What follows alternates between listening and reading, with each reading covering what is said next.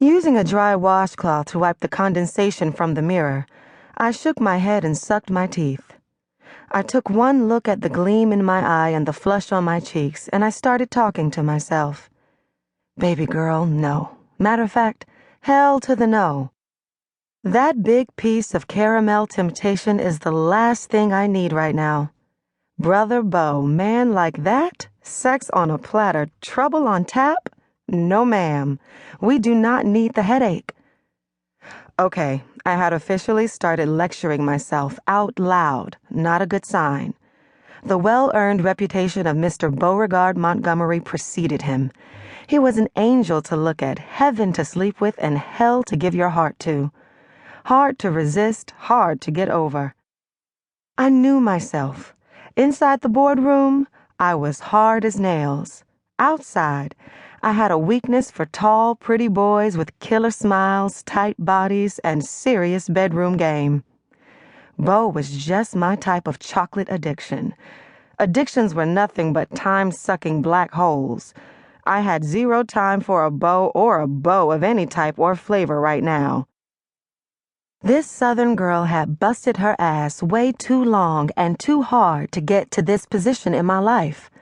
I was not about to get sidetracked by anything or anybody.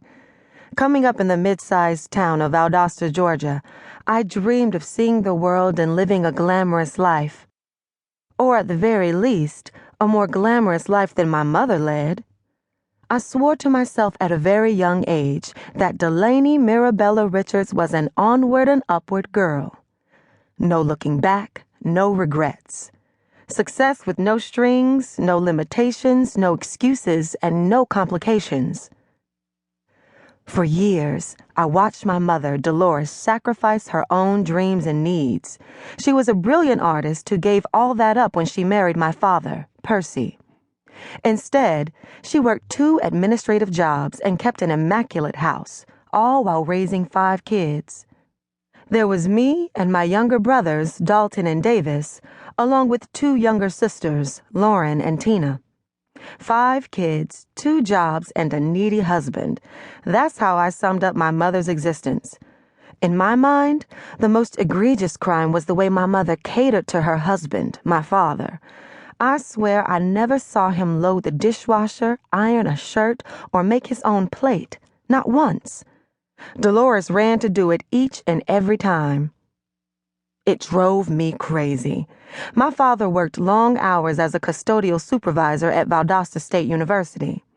I appreciated the hours he put in to provide for the family, but did that mean he could not fetch his own iced tea at the dinner table? I never once saw him do a thing for her. It was always the other way around. When my mother passed away at the ridiculously tragic young age of 47, there was nothing that could convince me that my father wasn't partially to blame for my mother's heart giving out too soon. Would it have killed him to treat his wife like an equal and not like a servant? At the time of my mother's death, I was a slightly rebellious 17-year-old who had been modeling for 2 years. During a spring break cheerleading trip to Miami my sophomore year of high school, a photographer asked me if he could take my picture. Then he asked if he could send it to an agency. My father hated the idea. My mother loved it. After a lot of back and forth discussion between my parents, I signed 2 weeks later at the tender age of 15. I was a pencil-thin girl, 5'10.5" with olive-tinged brown skin, long, thick hair, and what I'd always considered to be just an okay cute face, highlighted by dough-shaped chocolate eyes and a wide mouth. I was like nothing in the marketplace at that time. They tell me I was an immediate sensation in the modeling industry. All I knew was that I'd earned my own money, plus enough to send home for my siblings. The world outside of Georgia was mine to explore. The agency that booked me called me poised, told me I wore evening gowns and jeans with equal panache, and displayed the professionalism of someone twice my age. My parents made sure I balanced my schoolwork with my career. I had been accepted to FIT, UCLA, and Pratt Institute. My plan had been to head to California or New York right after graduation.